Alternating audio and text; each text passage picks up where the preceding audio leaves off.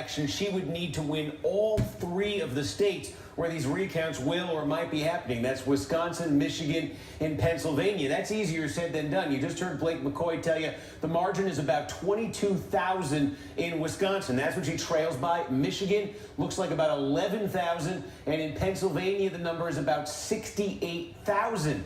Those seem like relatively small numbers in the scheme of an election where there's millions of votes. But when it comes to a recount, those are astronomically high numbers. We have never had an election where a recount has reversed a margin anywhere close to 11,000 votes. We are talking about generally you have a recount, maybe one candidate picks up 200 votes, maybe another candidate loses 200. That's the realm of what we're usually talking about with a recount.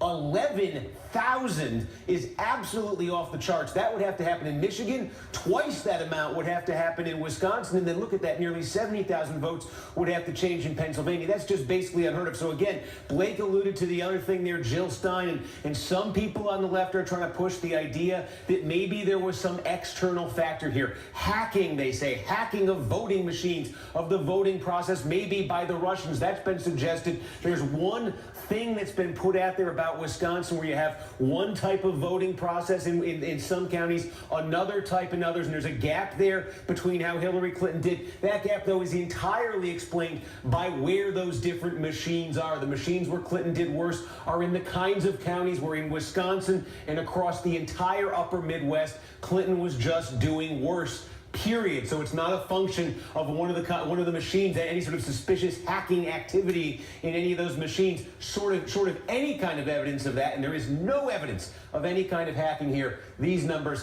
are not numbers that get turned around in recounts. And Steve, just to put a point on it, we would have to flip all 3 of those states in order to flip the Electoral College result, correct? Yes, let's say something happened that we've never, ever, I can't stress this enough, never seen before, and suddenly that 22,000 vote gap, that 22,000 vote lead for Donald Trump in Wisconsin disappeared on a recount, which again, totally unheard of.